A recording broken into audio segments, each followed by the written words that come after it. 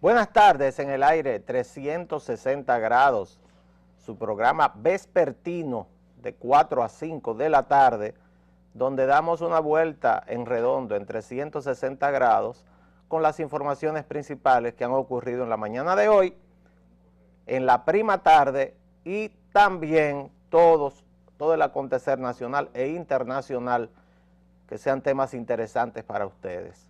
Comenzamos con un tema de salud. En el día de hoy, la Organización Mundial de la Salud, con sede en Ginebra, dio una rueda de prensa, una información, emitió un comunicado por medio del cual incluye dentro de los alimentos cancerígenos que provocan cáncer a los cárnicos, a las carnes procesadas.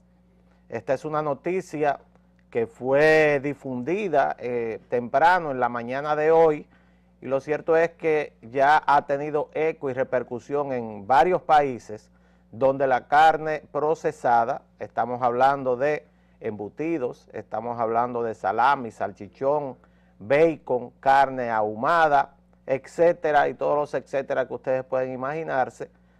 Esa carne procesada está demostrada en un estudio de 8 años de duración con más de 8,000 pacientes que es precursora de cáncer colorectal, es decir, de cáncer de colon, que es uno de los tipos de cánceres que provocan más mortalidad actualmente, sobre todo en los países del primer mundo.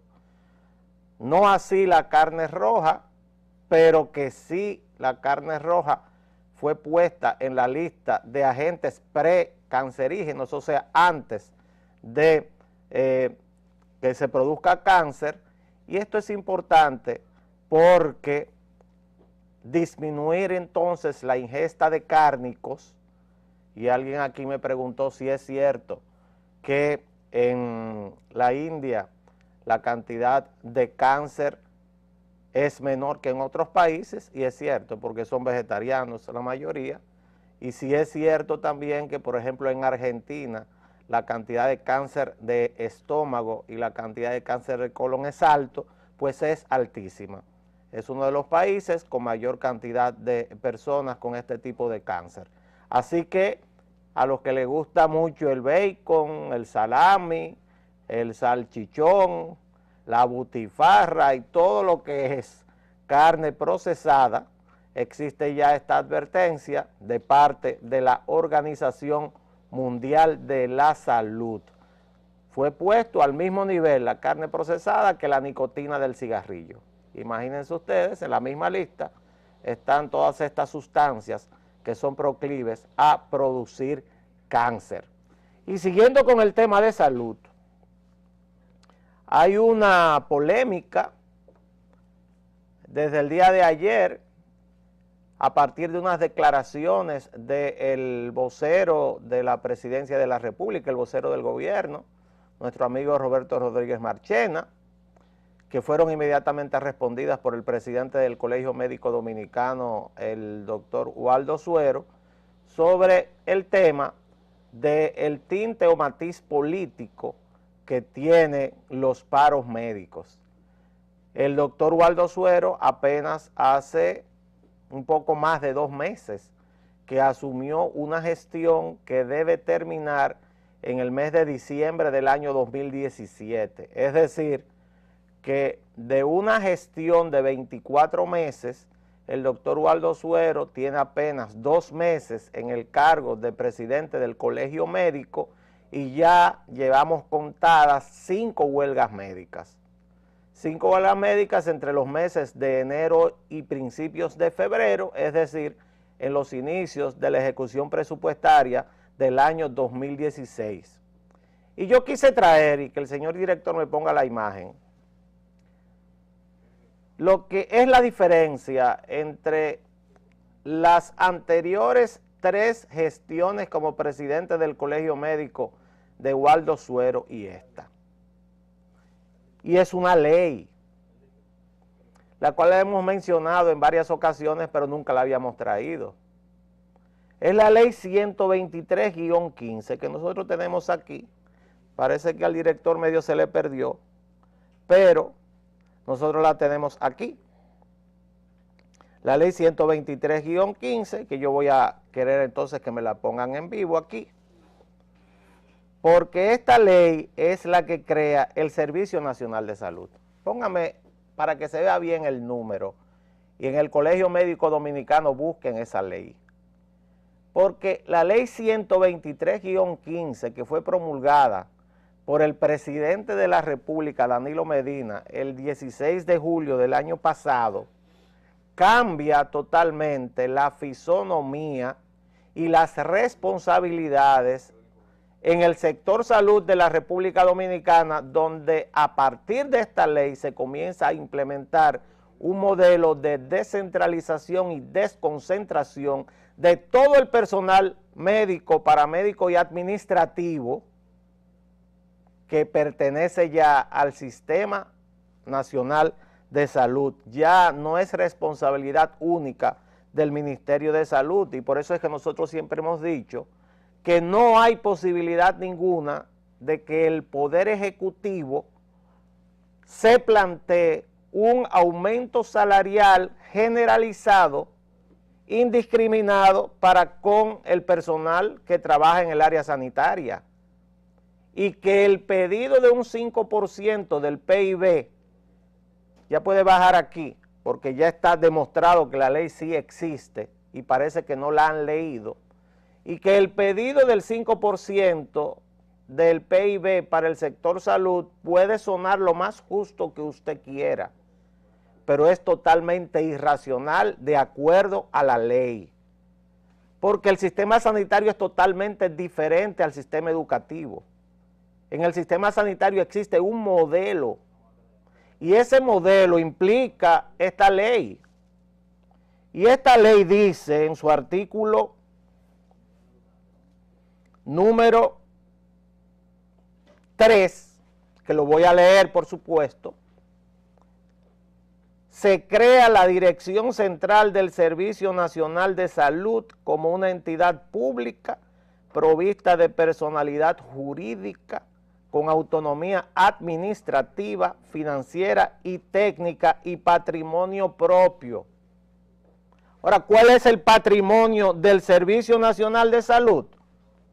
Las expresiones, artículo 4 del Servicio Nacional de Salud, son los servicios regionales de salud. Yo lo estoy tratando de explicar lo más simple posible, sobre todo para que los televidentes entiendan la situación de la irracionalidad de llamar a paro médico pidiendo aumento indiscriminado de salarios, que es el objetivo principal, no es mejoría de hospitales ni nada parecido, frente a un tema de una legislatura que apenas tiene 7 meses y que el 1 de enero de este año es que comienza a implementarse. El Servicio Nacional de Salud es quien absorbe al personal médico, no es el Ministerio de Salud Pública, porque lo dice la ley, lo dice la ley dice claramente quiénes componen esos servicios regionales, y lo voy a leer, el artículo 5 de la ley 123-15, dice lo siguiente: los servicios regionales de salud, o sea, los 9 que hay en todo el territorio nacional, se componen de los servicios de atención de carácter público. Esos son los hospitales, policlínicas, unidades de atención primaria y cualquier otra local donde se hagan rayos X, tomografía, laboratorio, etcétera. Esos son los que componen los servicios regionales de salud e incluyen a los del Ministerio de Salud Pública y Asistencia Social, y eso se llama desconcentración. O sea, el Hospital de San Juan de la Maguana, por ejemplo, el responsable del funcionamiento de ese hospital, y el de Elías Piña, y el de Las Matas de Farfán, y el de Asua, el encargado de eso es el director regional que tiene su sede en San Juan de la Maguana, que tiene que calcular qué tipo de personal necesita y qué forma va a buscar para contratar ese personal para dar servicios. Porque no puede ser que en tres provincias, esa es la región 6 de salud, Elías Piña, San Juan de la Maguana y Asua haya un solo cardiólogo asignado para toda esa población. Entonces, por eso, al desconcentrarse, las capacidades del director regional de salud pasan a manejar todo el personal humano y es el que va a contratar. ¿Y por qué yo digo que va a contratar? Porque lo dice la ley. Porque lo dice la ley. Es un tema de aplicar la ley o derogar la ley. Pero la ley dice claramente que es esa Dirección General de Salud, y estoy buscando el artículo, la encargada de hacer los contratos. Es la encargada de hacer los contratos a partir de un acuerdo marco con el Ministerio de Salud, que es el órgano rector de salud.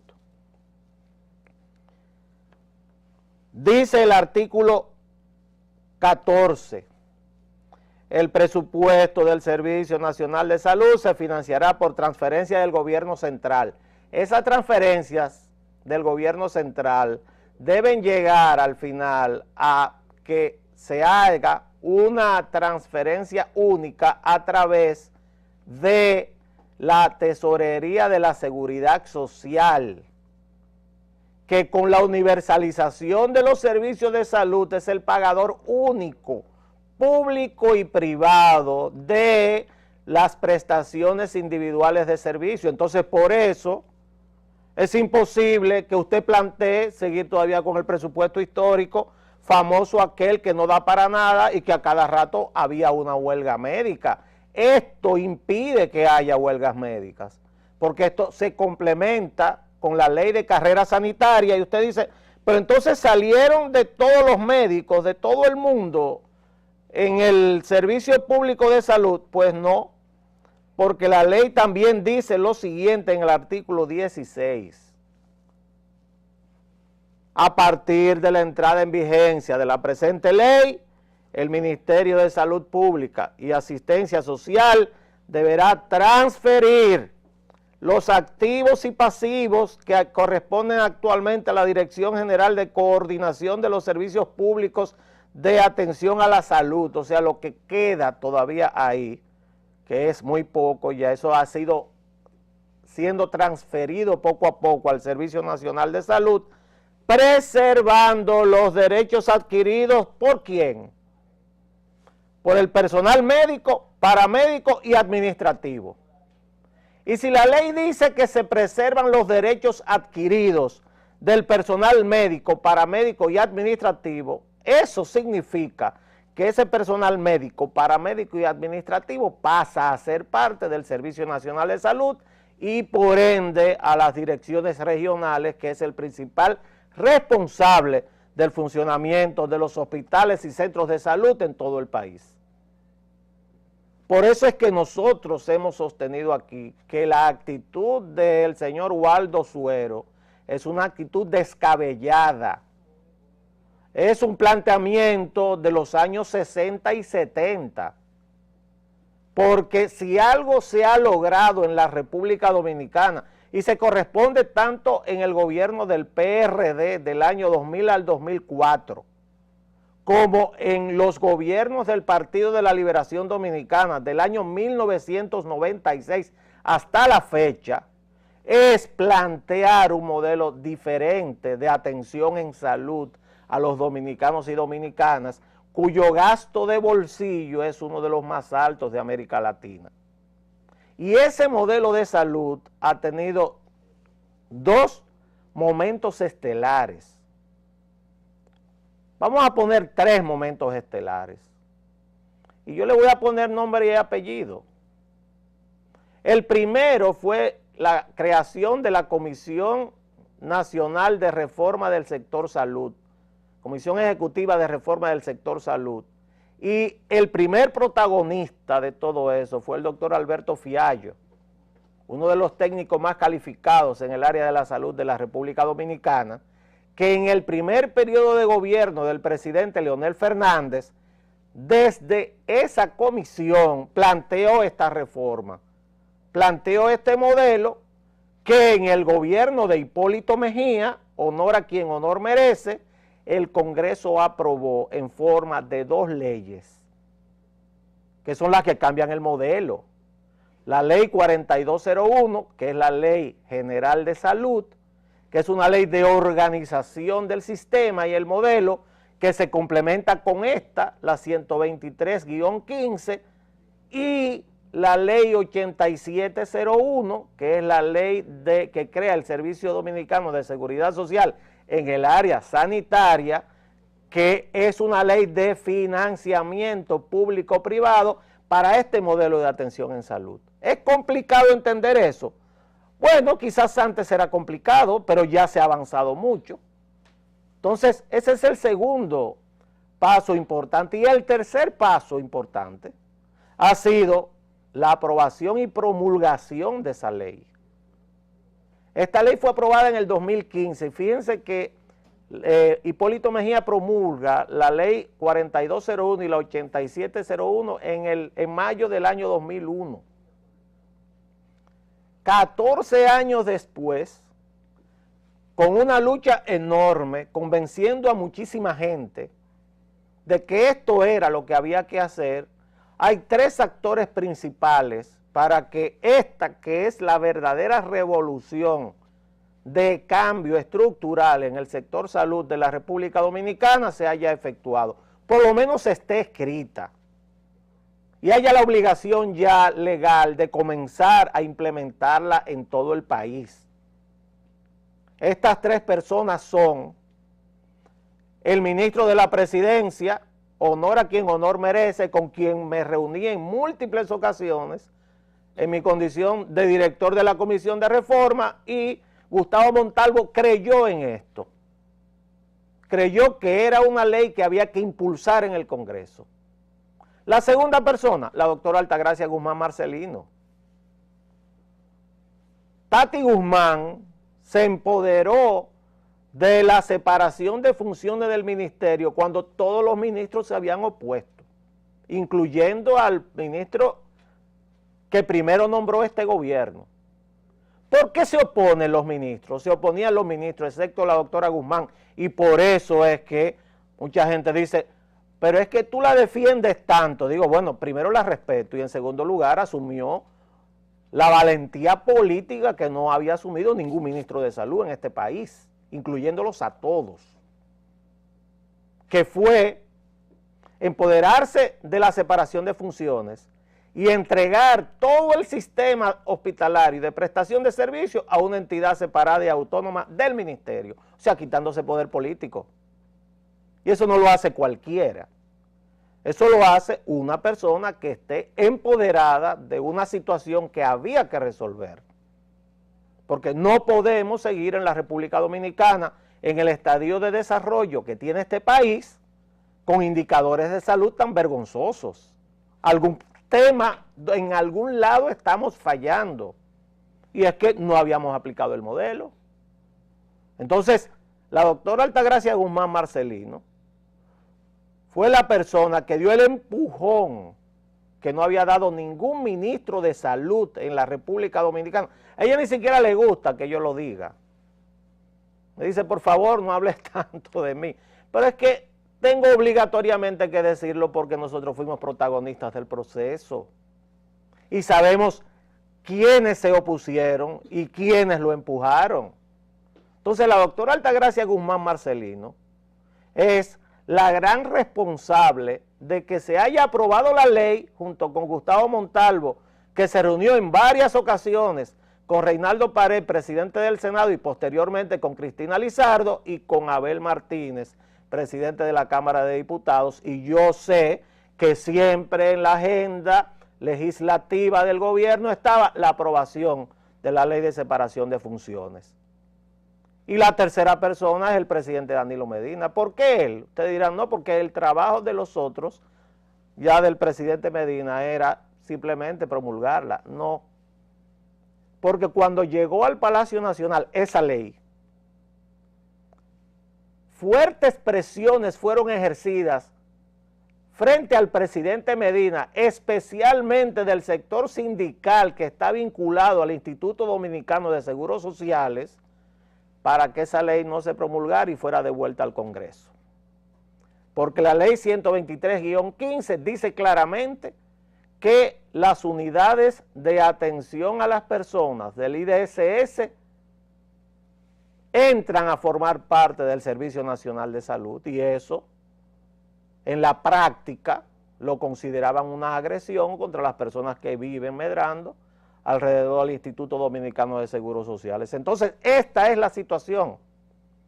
Y por eso es que, primero, paros médicos no tienen ningún tipo de razón de ser, porque tienen que estar vinculados necesariamente a la legislación vigente, y la legislación vigente da autonomía y autoridad al Servicio Nacional de Salud y a las regionales de salud a contratar al personal que necesiten para resolver los problemas sanitarios en el interior del país y en la capital dominicana. Entonces usted no puede plantearse demandas de un sistema y modelo que ya no existe. Lo que está haciendo Waldo Suero es planteando demandas a un modelo que dejó de existir a partir de toda la reforma que se ha hecho en los últimos 15 años en el país. Entonces, ese tipo de paro médico, fíjense lo interesante. A que ustedes no ven hospitales públicos parados, que son pagos por el gobierno, que son los llamados centros autogestionados. ¿Por qué los periodistas no fueron ayer al hospital Ney Arias Lora, por ejemplo, a ver si los médicos ahí estaban parados? Si había huelga médica en el hospital Ney Arias Lora, que ese es el hospital traumatológico que está en la parte norte de la capital. No fueron al hospital Moscoso Puello, que es el viejo modelo. Pero al nuevo modelo no va nadie porque ahí los médicos no hacen huelga. A que los periodistas no fueron a Secanot a ver si los médicos estaban o no trabajando. ¿A qué no fueron ahí? ¿O a qué no fueron al hospital Marcelino Vélez Santana? A ver si esos médicos que están ahí le hacen caso o no al llamado a huelga de Waldo Suero. En ninguno de esos hospitales autogestionados o en el Juan Bosch hubo huelga médica ayer porque la relación contractual, ni en la Plaza de la Salud, que también es un hospital público, autogestionado, donde van miles y miles de pacientes pobres con un carné que dice arriba SENASA, donde ya el 80% aproximadamente de la población pobre está afiliada. Entonces, ahí no hubo huelga y son hospitales públicos. ¿Por qué ahí no hubo huelga a pesar de que son hospitales públicos? Porque ya funcionan con el modelo diferente. Es un modelo en el cual los hospitales públicos, porque el Ney Arias es un hospital público, tienen la capacidad de hacer contratos según la ley, que autoriza la ley a hacer eso, de hacer contratos con las administradoras de riesgos, con las llamadas ARS públicas o privadas, dar servicios y poder pagar en forma diferenciada a las personas que trabajan ahí, tanto el personal médico, paramédico como administrativo, porque ese es el modelo hacia donde vamos. Entonces, plantearse aquí una consigna a lo loco de 5% del PIB para la salud, sin hacer cálculos y sin saber qué es lo que se está pidiendo, es simplemente un ejercicio de demagogia política inaceptable, apoyada por el Partido Revolucionario Moderno y su candidato, y ni siquiera quiero politizar un tema tan técnico como este. Pero recuérdese que el 3 de noviembre el PRM hizo una rueda de prensa y estaba Andrés Bautista y Chu Vázquez, donde hicieron retirar a la candidata que era miembro de ese partido, la doctora Amarilis, para apoyar a Waldo Suero. Ellos lo apoyaron públicamente. Y no solamente eso, sino que después que Waldo Suero gana las elecciones, y ahí hay una situación compleja para nosotros los que tenemos como profesión ser médicos, nos obligan a ser miembros de un colegio. O sea, para usted ser médico tiene que tener un carnet de un colegio médico, donde hay más de 40,000 miembros y votaron a favor de Waldo Suero menos de un 10%, 3,000 votos. Entonces, al único candidato que el señor Suero fue a agradecerle su apoyo junto con miembros de su plancha fue don Luis Abinader, porque eso está en la prensa.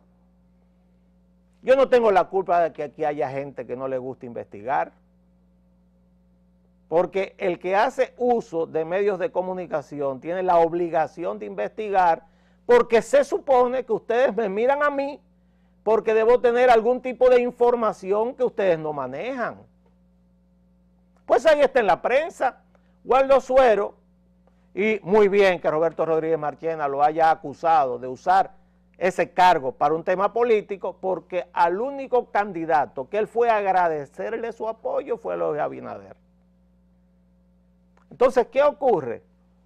No solamente es un contrasentido, es una locura plantear paros médicos con este escenario legal nuevo que existe en la República Dominicana, donde, y yo vengo del sector privado, en mi caso, toda mi carrera médica, hasta que Leonel Fernández me nombró, después de una llamada de Danilo Medina en el año 2004, porque ellos dos están vivos y no me pueden dejar mentir. A partir de ahí fue que entré a la parte pública. Yo toda mi vida la dediqué al sector privado y les puedo asegurar que nunca en la vida los médicos en el sector privado habían ganado más dinero que en este momento por el tema de los asegurados. Si no, pasen por una clínica esta tarde para que vean cómo es que está la cosa por ahí. No puede haber paro médico que no tenga una motivación política. Vamos a una pausa y volvemos.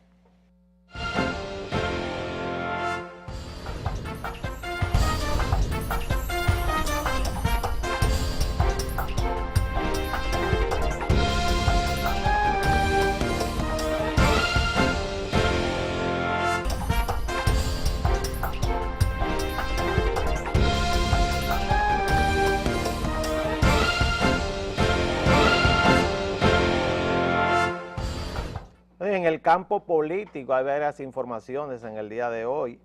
Vamos a tratarlas rápidamente para posteriormente tratar algunos de los temas internacionales. En primer lugar, hay una declaración bastante extraña del candidato del Partido Revolucionario Moderno, Luis Abinader, donde habla de que el Tribunal Superior Electoral podría cambiar el resultado de las elecciones nacionales del próximo 15 de mayo. Yo espero que esto sea un error o una mala interpretación o mala redacción, quizás una redacción inexacta de la persona que escribió la información, porque no sabemos qué tiene que ver el Tribunal Superior Electoral con el conteo de los votos en las elecciones. Quien decide o quien da a conocer el resultado de las elecciones es el órgano administrativo que por ley tiene esa responsabilidad, que es la Junta Central Electoral. Es la Junta Central Electoral la encargada de organizar las elecciones, organizar los colegios electorales, organizar el conteo y transmisión de los datos de cada uno de esos colegios electorales, sumarlos todos y entonces a partir de ahí dar un resultado. Entonces, la verdad es que el candidato del PRM, Luis Abinader, debería aclarar esto, porque sabemos la guerra que existe en ese partido en contra del Tribunal Superior Electoral. Incluso habla de que un senador al cual él no identifica es el que, según él, da órdenes al Tribunal Superior Electoral, y lo cierto es que como que no conecta esto con lo que es con lo que son unas elecciones que hasta este momento llevan un cronograma estricto, público, transparente, que todo el mundo conoce y que, a mi juicio, debería respetarse el trabajo de las personas que hasta este momento están haciéndose cargo de este tema. En segundo lugar, el presidente de la Comisión Electoral del Partido de la Liberación Dominicana, el amigo Lidio Cadet, declaró que las encuestas para la elección por este medio del candidato alcalde del municipio de Santo Domingo Este se contrataron, se realizan durante esta semana y que el próximo lunes él llevará el resultado de esas encuestas a la reunión del comité político del PLD. Es probable entonces que el lunes ya haya un candidato del Partido de la Liberación Dominicana que sustituya al fenecido en forma absurda Juan de los Santos, o puede ser que no. ¿Por qué puede ser que sí? Porque el acuerdo es el siguiente: 2 firmas encuestadoras, hay 14 personas que se inscribieron para asumir la candidatura. Si una de esas 14 personas encabeza las 2 encuestas que se realizaron, ahí ya habemos candidato el próximo lunes. Ahora, si una firma encuestadora ubica a uno de los 14 candidatos encabezando la preferencia y otra firma ubica a un nombre diferente, entonces habría que hacer una nueva encuesta donde solamente van a participar las 2 personas que obtuvieron la mayor cantidad de preferencias positivas por parte de los encuestados durante esta semana. Es decir, que el tema del candidato a alcalde, que es prácticamente el último tema conflictivo, aunque este no es tan conflictivo porque fue una situación de fuerza. Los temas conflictivos fueron solucionados el pasado lunes.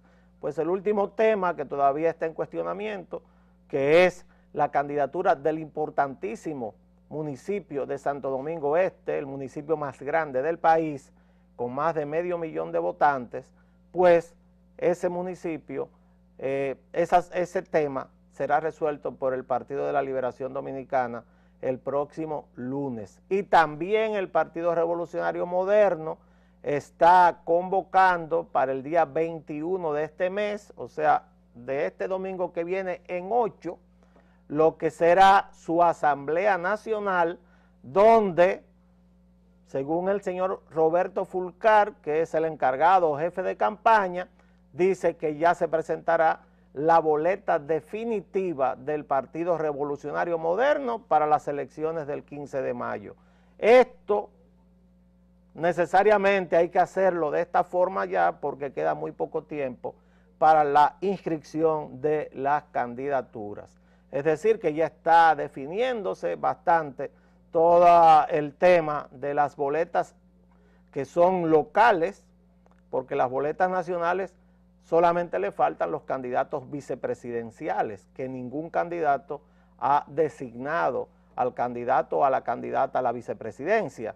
Pero ya las boletas locales, que es lo más complicado de los partidos que han tenido más confrontación por este tema, terminará probablemente en los próximos 15 días. En el plano internacional hay una noticia grave: 55 muertos en un enfrentamiento en una cárcel en México, en Monterrey, en el penal de Topo Chico. En el penal de Topo Chico se enfrentaron 2 bandas compuestas por miembros de carteles que están presos en este penal. Por un lado, los presos que se afilian o están afiliados a los Zetas, los famosos Zetas, uno de los grupos más sanguinarios del narcotráfico mexicano, y por el otro lado, los miembros del cartel del Golfo. Ambos grupos están presos en esta región del norte de México. Monterrey hace frontera con los Estados Unidos, pues estos grupos, hubo un intento de fuga en la madrugada de ayer y la persona que se iba a fugar fue sorprendida por uno de los grupos rivales y fue asesinada. Se enfrentaron a cuchilladas sin armas de fuego.